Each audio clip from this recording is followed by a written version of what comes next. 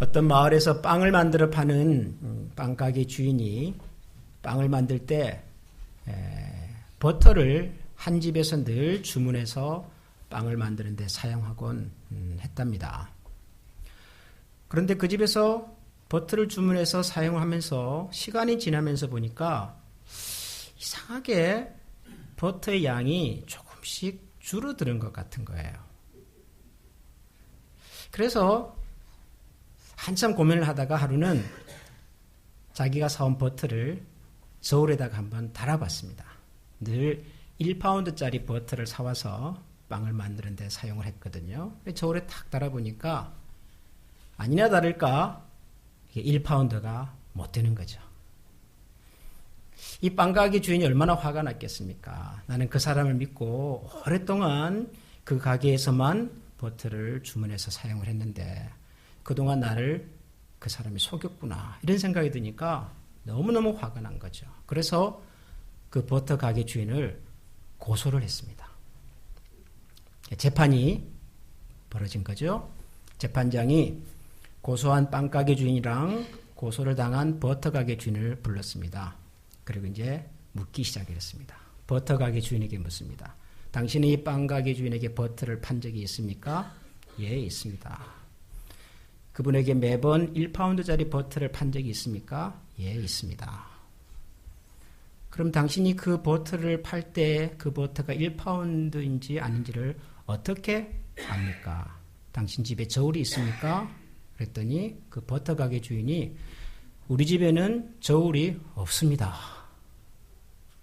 1파운드짜리를 만들어서 팔아야 하는데 저울이 없다는 거예요. 그래서 재판관이 묻습니다. 아니 그러면 1파운드 버터를 만들 때 어떻게 이게 1파운드를 알고 만들어서 팝니까? 그랬더니 이 버터 가게 주인이 이렇게 말합니다. 저는 늘 어떤 빵집에서 1파운드짜리 빵을 하나 사와가지고 그 빵 무게하고 똑같이 버터에 무게를 달아서 팔았습니다. 그 빵가게가 어딘데요? 저 사람 빵가게입니다.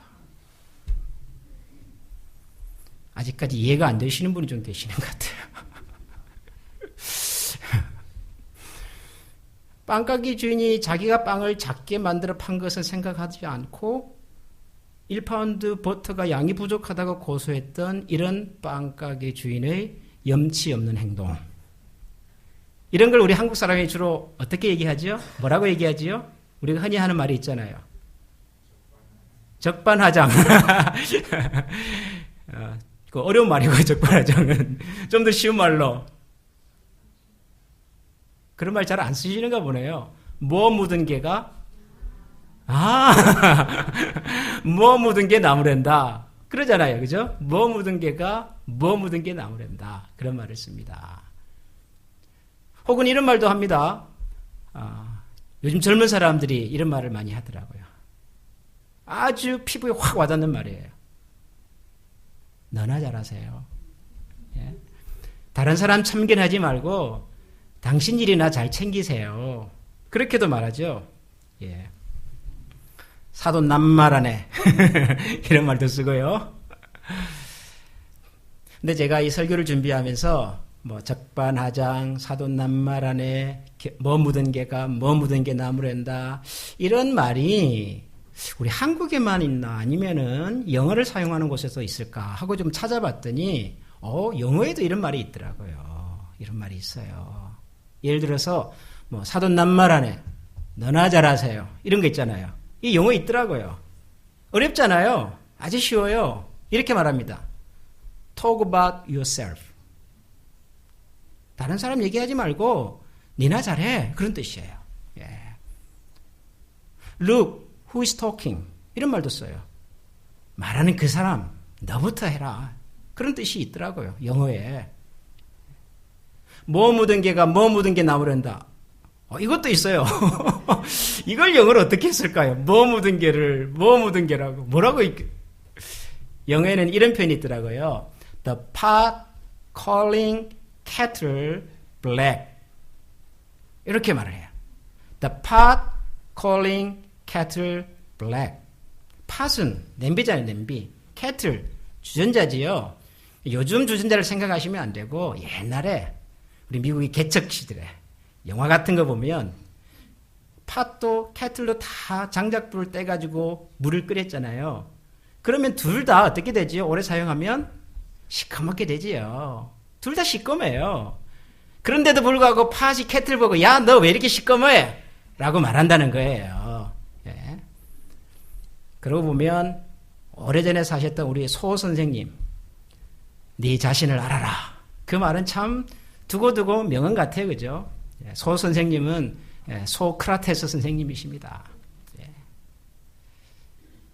여러분, 우리가 자기에게 있는 허물은 잘 못 보고 다른 사람의 허물은 크게 보는 것, 이거는 동서양을 막론하고 혹은 고금을 막론하고 옛날이나 지금이나 사람이 사는 곳에는 항상 있었던 문제 같아요. 그래서 가끔 이 글이나 혹은 신문이나 이런 걸 읽어보면 이분은 예수 믿는 분이 아닌 것 같은데 이 성경 말씀을 인용할 때가 있더라고요. 그 내용이 뭐냐 그러면 성경에도 보면 내 눈 속에 있는 들보는 보지 못하고 다른 사람 눈에 있는 티를 지적하는 사람들이 있다더라. 그러면서 글을 쓰실 때가 있더라고요. 저는 그분이 크리스찬인지 아닌지는 잘 모르겠으나 아마 이런 성경의 가르침이 그런 분들에게도 인용이 되고 알려지는 거 보면 오늘 우리가 읽은 말씀에 등장하는 이 이야기는 예수를 믿든 안 믿든 동서양의 문화가 같든 다르든 옛날이나 지금이나 항상 있었던 그런 문제 같습니다.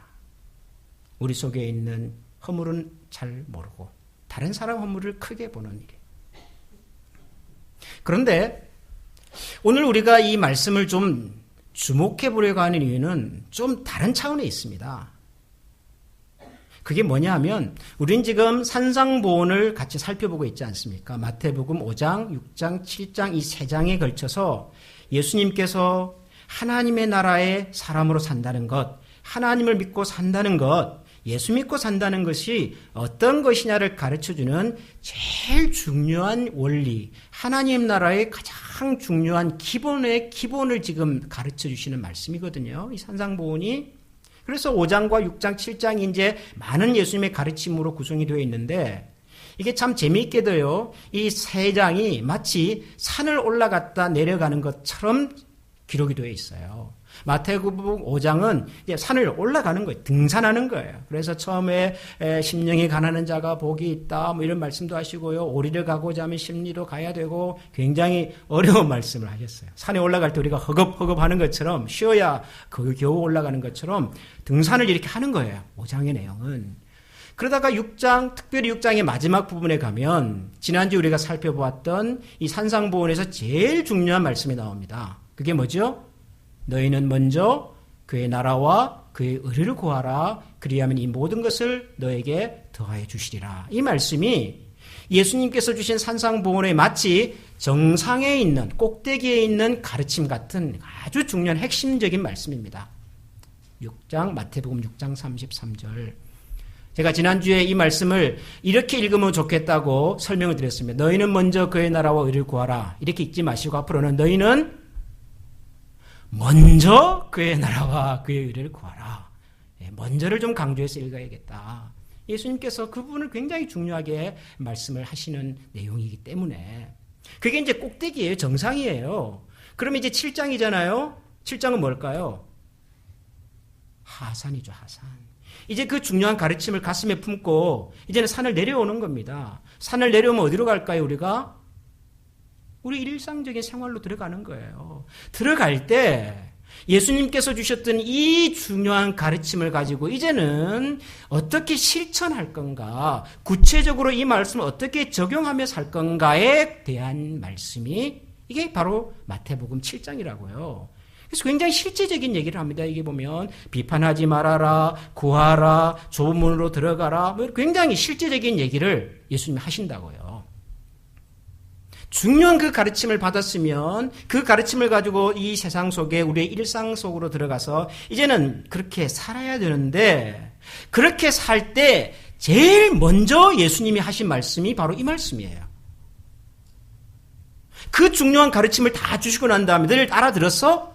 오케이. 그러면 이제 그 뜻과 그 메시지를 잘 깨달았으면 너희는 세상에 가서 이제 이렇게 살아야 돼. 라고 말씀을 하시면서 예수님이 제일 먼저 무슨 말씀을 하셨냐 그러면 이 말씀을 하셨다고요. 뭐라고요? 비판을 받지 아니하려거든 비판하지 말아라. 너희가 비판하는 그 비판으로 너희도 비판을 받을 것이고 너희가 헤아리는 그 헤아림으로 너도 헤아림을 받을 수 있다. 비판하지 말아라. 이렇게 생각을 해보면 예수님께서 비판하지 말라고 하신 이 말씀은 그냥 동서양을 막론하고 복음을 막론하고 사람이 사는 곳에는 늘 있는 문제니까 흔히 있는 문제니까 그래서 중요하다 정도가 아니라 예수님께서 뭔가 굉장히 심각한 얘기를 하시는구나. 우리가 그렇게 들어야 합니다. 그냥 어디 가서 비판하지 말고 남 얘기하지 말고 그냥 너나 잘해. 그 정도가 아니라는 얘기예요, 이게. 예수님께서 이 중요한 가르침을 이제 사람들에게 다 주시고 난 다음에 그들이 세상 속에 들어가서 살아갈 때 제일 먼저 이 얘기부터 하시는 거예요. 이 얘기부터. 여러분, 누가 이제 예수님을 믿습니다. 신앙생활을 합니다. 기독교 신자가 되었습니다. 그래서 여러분이 그분에게 권면을 한다고 한번 가정을 해봅시다. 형제님, 이제는 이제 예수 믿는 사람이 되었으니까, 크리스찬이 되었으니까, 앞으로는 이제 이렇게 사시면 좋겠습니다. 그렇게 여러분이 누군가에게 권면을 한다고 한번 가정을 해봅시다. 여러분, 제일 먼저 무슨 얘기부터 하시겠습니까? 내가 아는 친구가 이제 어렵게 예수를 믿기 시작을 했어요. 기독교 신자가 됐습니다. 그분에게 예수를 먼저 믿은 내가 앞으로 신앙생활을 이렇게 하면 좋겠다라고 권면해주고 싶을 때, 제일 먼저 하고 싶은 얘기가 뭐예요? 있겠죠. 여러분들 생각에 이제 신앙생활 할 때 늘 겸손한 마음으로 해야 돼요. 그렇게 말할 수도 있겠고요. 아니면 믿음, 소망, 사랑 이 세 가지는 항상 있는데 그중에 제일 중요한 것이 사랑이라고 그래요. 그러니까 앞으로 우리가 다 사랑하면서 삽시다. 그렇게 얘기할 수도 있겠죠. 뭐가 돼도 좋아요. 아무튼 그 사람에게 기독교 신앙생활을 하는 데 있어서 제일 중요한 뭔가를 하나 가르치고 싶을 때 여러분의 마음속에 떠오르던 그 가르침, 이게 중요하잖아요. 중요하니까. 그런데 예수님은 예수님의 말씀을 듣는 이 사람들에게 제일 먼저 하나님의 나라는 이런 것입니다. 쭉 설명하시고 난 다음에 이제 하산하면서 그들의 일상으로 돌아가는 그 사람들에게 제일 먼저 무슨 얘기를 했냐 그러면 여러분, 비판하지 마십시오. 여러분이 비판하는 그 비판으로 여러분이 비판을 당할 것입니다. 여러분이 헤아리는 누군가를 막 카운트하고 재보고하는 그것으로 여러분도 그렇게 헤아림을 받을 것입니다. 그러셨어요. 그렇다면 이 말씀은 우리가 아직까지 정확하게는 모르겠으나 예수님께서는 굉장히 심각하게 하시는 말씀이라는 것 정도는 우리가 일단은 기억을 해야 합니다. 이 말씀이 굉장히 심각한 얘기구나. 중요한 얘기구나. 그러면 예수님은 이 말씀을 왜 이렇게 심각하게 생각을 하셨을까? 왜 이걸 이렇게 굉장히 무겁게 지금 말씀을 하시는 걸까요? 여러분, 예수님께서 비판하지 말라 그랬는데요. 우선 이 말을 조금 다르게 좀 우리가 이해를 해야겠습니다. 왜냐하면 너무 이 비판이라고 한 단어에 우리가 매여버리면 예수님께서 정작 하시고 싶은 말씀을 놓칠 가능성이 있어서 그렇습니다. 우리가 비판이란 말을 쓰면 여러분, 우리가 비판이란 말하고 좀 비슷하게 사용하는 다른 말들이 어떤 게 있죠? 평소에 여러분들이 이 비판이라고 하는 말하고 좀 비슷한 어감으로, 느낌으로 사용하는 다른 말들 뭐가 있습니까? 예를 들어 봅시다. 비교하지 말라. 예, 그것도 좀 비슷하고요. 또요. 남의 얘기하지 말라. 예, 그것도 맞고요. 비판. 비로 시작하는데 조금 끝이 다른 말이 하나 있어요. 비난도 있죠. 비난. 예. 또 비자가 들어가진 않지만 그 느낌으로 보면 비슷하게 쓰는 말이 이런 것도 있어요. 판단, 단정, 정죄 이런 것들이 있죠. 이런 말들이 사실은 다 가족이에요. 가족. 이 동네 다 가족이에요. 비판, 비난, 단정, 판단, 정죄. 그러나 여러분, 우리가 비판이라는 말에 또 다른 느낌의 말도 있습니다. 한자가 틀린데요. 그런데 완전히 다른 느낌이에요. 그 말은 비평이라고 하는 단어입니다. 비평. 비판과 비평은 비슷한데요, 다릅니다. 영어로는 이렇게 써요. 비판은 judge. 우리 성경에도 그렇게 해서 judge. 비평은요, criticize. 우리가 critical. 뭐 이런 말을 쓸 때 사용하는 거예요. 비평. 대표적인 비평을 누가 합니까? 비평 잘하는 분들이 누구죠? 대표적인 분들이요, 문학 평론가죠. 문학 평론가. 예. 유명한 소설가가 책을 하나 딱 씁니다. 그러면 문학 평론가들이요, 그 책에 대해서 비평을 하잖아요. 비평. critical review라는 걸 한다고요. 뭐 워싱턴 타임즈에서, 뭐 뉴욕 타임즈에서, 뭐 월스트리트 저널에서요. 최근에 나온 아주 유명한 사람의 책이 딱 나오면 비평하는 글을 쓴다고요. critical review를 한다고요. 그거는 비판이 아니에요. 그죠? 비판은 대개 보면은 그 사람을 향하여 뭔가 좀 나쁜 꼬투리를 잡아가지고 나쁜 쪽으로 얘기하려고 할 때 우리가 비판이란 말을 써요. blame 아니야, blame. 저 사람 저래서 안 돼. 이런 쪽의 비판은. 비평은요, 이 사람에게 이런 장점도 있고 이런 단점도 있는데 이런 장점을 이렇게 더 잘 만들면 좋겠고 이런 단점을 이렇게 잘 보충하면 더 좋은 글이 되겠다. 이렇게 해서 그 사람을 constructive하게 빌드업 해주기 위해서. 그건 비평이라고 그래요. 비평. 그런 비평은 필요할까요? 안 필요할까요? 필요하죠. 당연히 필요하지요. 그래서 우리가 예수님께서 비판하지 말라는 말을 들었을 때 혹시라도 여러분 속에 목사님 가끔은 우리가 비판도 좀 해야 되잖아요. 그 사람 잘 되게 해주려고. 맞아요. 그 말은 비평이에요. 비평. 그걸 하지 말라는 얘기가 아니에요. 성경에도 보면 그런 일을 하는 사람들이 있었습니다. 대표적인 사람이 누구죠? 선지자들요. 선지자들. 선지자들은 하나님께 주신 메시지를 가지고 사람들의 행위와 그들의 삶의 내용들을 하나하나 짚어가면서 얘기를 합니다. 블레임하기 위해서요? 아니요. 그들을 잘 세워서 하나님의 백성으로 살아가게 도와주기 위해서. 그거 해야죠. 근데 예수님이 말씀하시는 이 비판은 그게 아니에요. 저지하지 말라는 거예요. 함부로 다른 사람을 쉽게 판단하고 단정하고 저래서 안 돼. 틀렸어. 그런 마음 하지 말라는 거예요. 근데 그걸 하지 말라고 하시면서 예수님이 설명을 좀 묘하게 하십니다. 이거를 지금. 설명을 이렇게 하십니다. 자, 비판을 하지 마십시오. 여러분들이 비판하는 그 비판으로 여러분도 비판받을 수 있습니다. 그러시고 난 다음에 예를 하나 들었죠. 어떻게 예를 들었습니까? 사람들이 자기 눈 속에는 들보가 있는데 그 들보는 못 보고 다른 사람 눈에 있는 작은 티를 갖고 자꾸 얘기를 한다. 다른 사람 눈에 있는 티 얘기하려면은 그 전에 먼저 네 눈 속에 있는 들보 먼저 해결하고 와라. 예수님이 이렇게 말씀하셨어요. 들보는 아십죠? 들보. 뭐가 들보죠? 여러분이 잘 모르시겠지만 잘 안 보이시겠지만 집을 지을 때 이렇게 지붕을 올리면은 지붕은 굉장히 무겁잖아요. 이 지붕의 무거운 무게를 받쳐주기 위해서 가로지르는 큰 대들보 같은 게 있어요. 대들보. 그죠? 짐을 무게를 받아주는 게 빔이죠. 빔. 어마어마하게 큰 대들보. 내 눈 속에는 그게 있다는 거예요. 다른 사람의 눈에는 고작 뭐가 있어요? 티 정도밖에 안 되는데.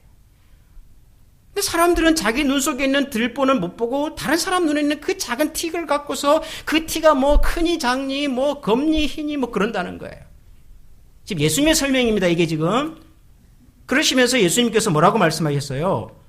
5절에 보면 네 눈 속에 있는 들보를 빼고 그 후에야 밝히 보고 난 다음에 형제의 눈 속에서 티를 빼라 그러셨어요. 네 눈 속에 있는 들보 먼저 빼고 다른 사람 눈에 있는 티를 얘기하라. 예수님이 이렇게 말씀하셨어요.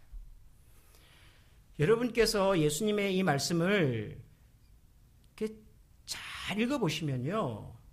소위 예수님의 그 논점이 예수님께서 지금 말하려고 하시는 그 핵심이요. 조금 옮겨지고 있다는 것을 눈치채실 수가 있으세요.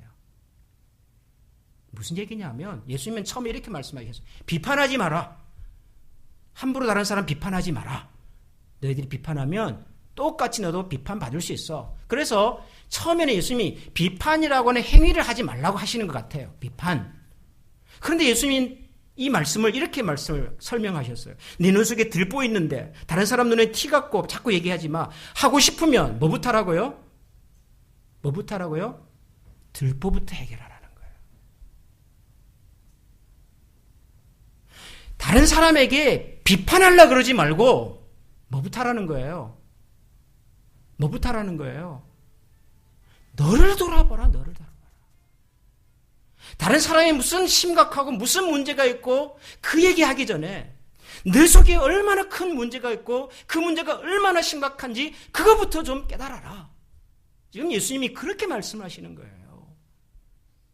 비판이라고 하는 행위 자체를 하라 마라 차원 이전에 누군가에 대해서 지적하고 누군가에 대해서 얘기하기 이전에 그렇게 말하려고 하는 내가 누군지를 먼저 좀 알아라.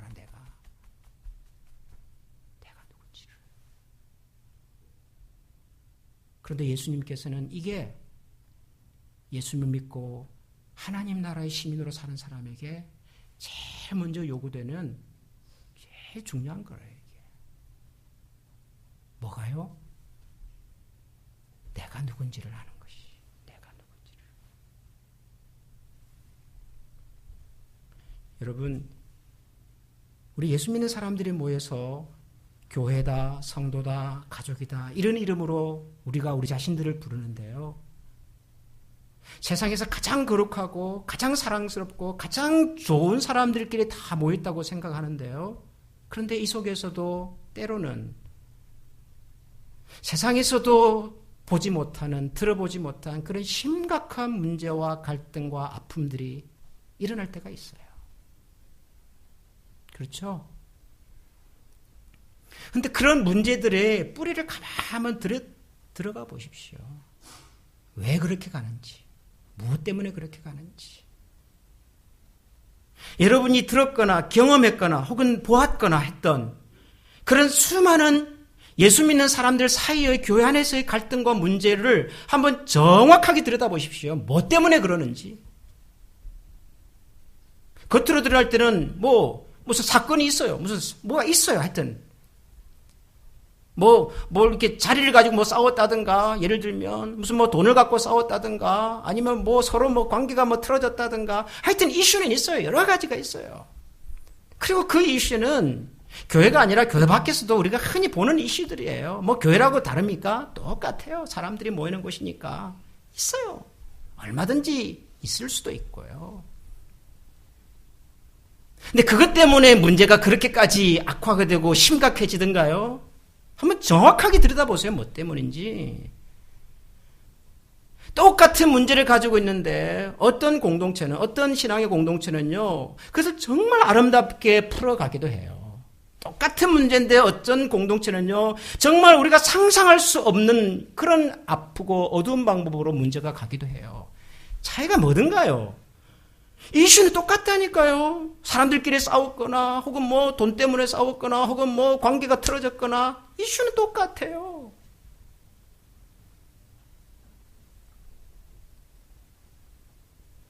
아프게 어둡게 끝나는 그런 케이스들의 그 내면을 들여다보면 대개 이런 거예요.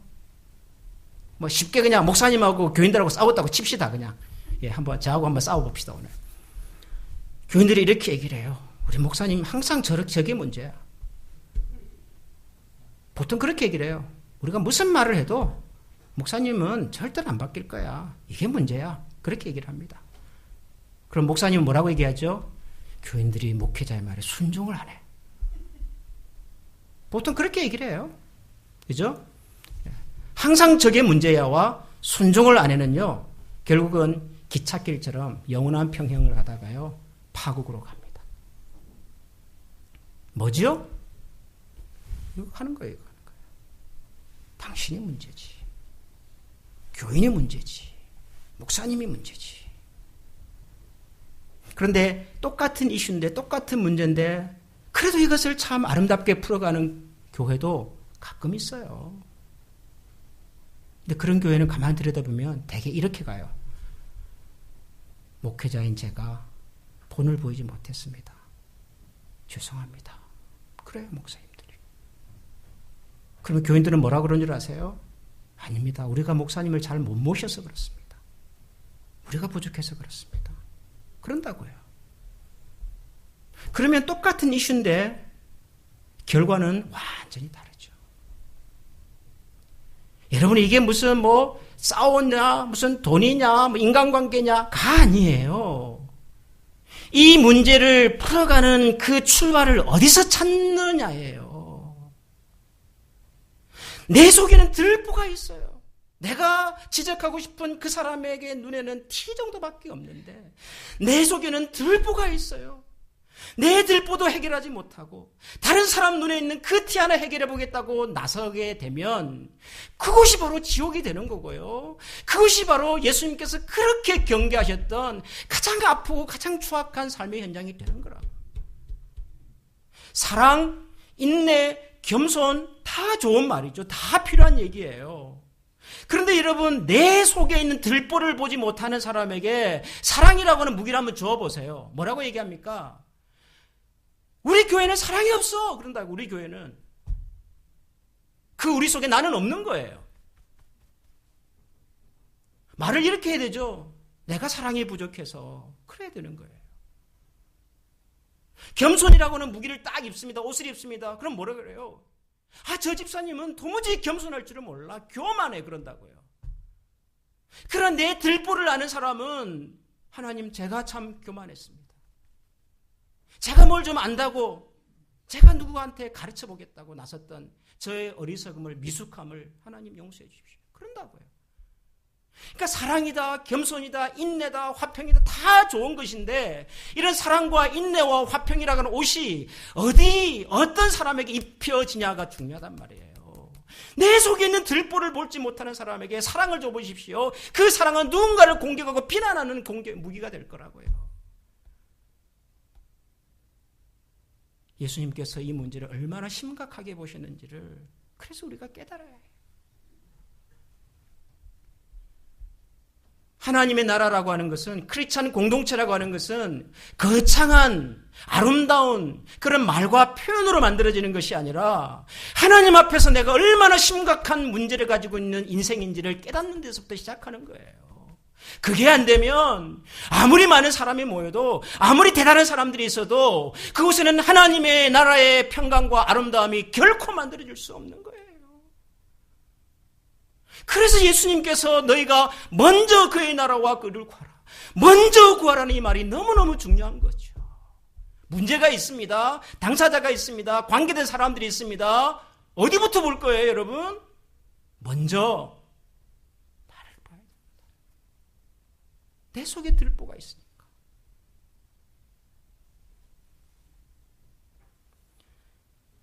여러분, 우리가 살아가면서 가장 가까운 사람이 그래도 남편과 아내 아니겠습니까? 부모 자식도 가깝고 형제 자매도 가깝지만 세상에서 가장 가까운 사람은 그래도 남편과 아내입니다. 한국 사람들은 지혜롭게 그 관계를 숫자로 설명을 해놨잖아요. 부모와 자식은 몇 촌입니까? 그거 잘 모르시군요. 제가 가르쳐 드릴게요. 오늘 돈 안 받고. 부모와 자녀는 1촌입니다. 1촌. 촌수가. 형제는요? 2촌이죠. 2촌. 그죠? 그리고 거기서 이제 한 단계 위로 올라가면은, 혹은 내려가면은 3촌이 되고, 그죠? 옆으로 가면은 4촌, 6촌, 8촌 이렇게 가는 거 아니에요. 그죠?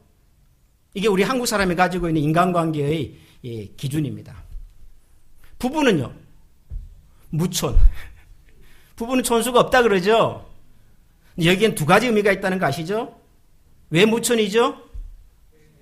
너무너무 가까우니까 이건 촌수로 매길 수가 없는 거예요. 거리가. 그죠? 한 몸인데요. 어디 그 촌수가 들어가겠어요? 또 다른 뜻은요? 그렇지만 돌아서면 정말 아무 상관이 없는 사람이에요. 그러니까 이게 무촌인 거예요. 우리 조상들이 참 지혜로운 분들이에요. 그죠? 부부관계는 무촌이래요. 그런데 살다 보면 우리 실제로 헤어지진 않아도요, 이 무촌의 양면을 경험할 때가 있습니다. 두 가지의 면을 다 경험할 때가 있습니다. 그렇죠? 살아보신 분들은 아시죠? 정말 말할 수 없이 가깝고 끔찍하고 달콤하고 사랑스럽고 깨물어도 하나도 안 아프고 맨날 보고 싶고 자다가도 생각만 하면 기분이 좋고 그럴 때가 평생 한두 번 있잖아요. 그죠? 싸웠어요. 어떤 문제를 가지고 싸웠어요. 뭐 자식 문제든 그게 뭐 무슨 문제든 한때 싸웠어요. 뭐 시댁 문제든 싸웠어요. 그런데 가끔은 우리가 기가 막힌 방법으로 화해가 될 때가 있어요.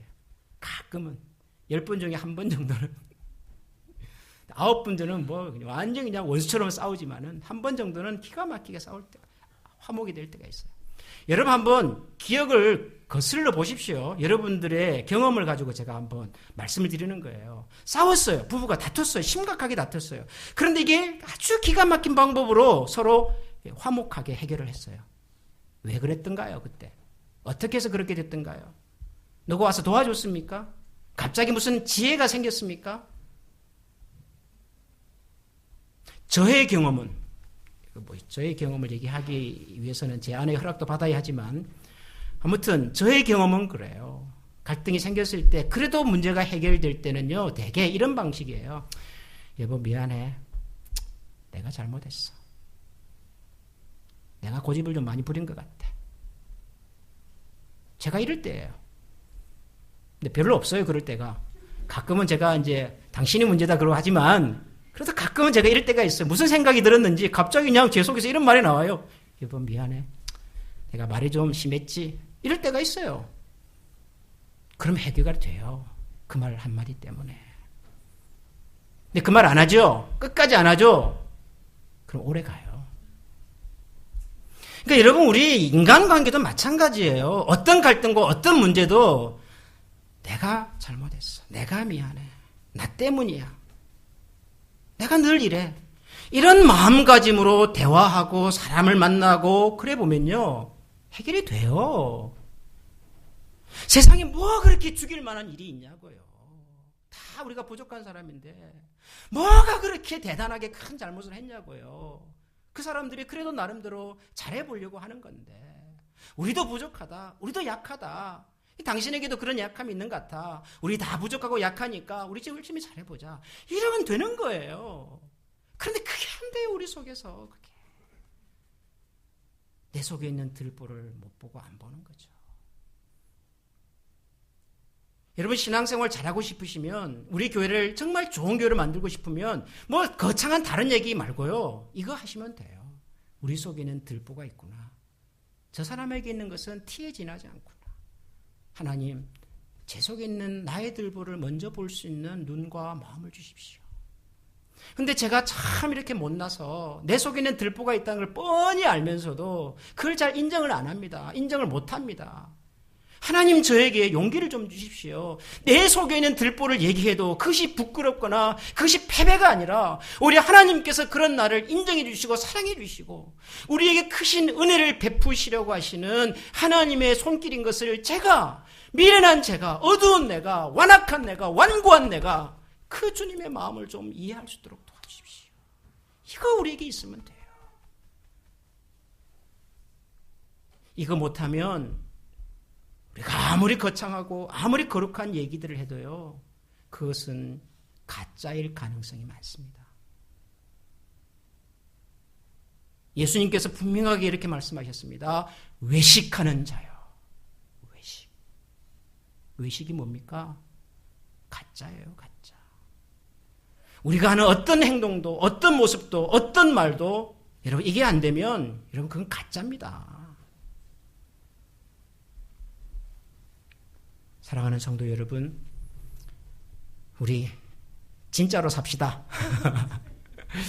가짜 흉내내지 말고 누군가 흉내내지 말고 우리 속에 있는 우리의 들보 먼저 보고 그걸 고백하고 인정하고 시인하고 그것부터 하나님께서 다스려 주시기를 정말 간절히 기대하면서 우리 가족, 우리 친구, 우리 교회 속에 예수님께서 그 품으셨던 정말 원하셨던 그런 하나님 나라의 평강이 우리 가운데 이루어지기를 소원합니다. 제가 오늘 설교를 조금 이상하게 마치려고 합니다. 제가 설교를 준비하면서 어떤 시를 하나 찾았는데요. 이 시를 여러분들과 함께 좀 읽고 설교를 마무리하려고 합니다. 이 시는 이혜인이라고 하는 수녀님이 쓴 말의 기도라고 하는 시입니다. 제가 목소리가 별로지만 그래도 한번 읽어보겠습니다. 내가 이 세상에 태어나 수없이 뿌려놓은 말의 씨들이 어디서 어떻게 열매를 맺었을까 조용히 헤아려 볼 때가 있습니다. 무심코 뿌린 말의 씨라도 그 어디선가 뿌리를 내렸을지도 모른다고 생각하면 왠지 두렵습니다. 더러는 허공으로 사라지고 더러는 다른 이의 가슴 속에서 좋은 열매를 또는 언짢은 열매를 맺기도 했을 언어의 나무.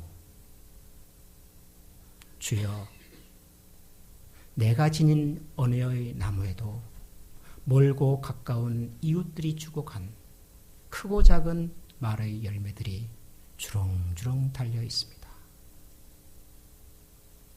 둥근 것, 모난 것, 밝은 것, 어두운 것, 향기로운 것, 반짝이는 것, 그 주인의 얼굴은 잊었어도 말은 죽지 않고 살아서 나와 함께 머뭅니다. 그 주인의 얼굴은 잊었어도 말은 죽지 않고 살아서 나와 함께 머뭅니다. 다 같이 마음을 모아서 오늘 주신 말씀을 한번 기억하면서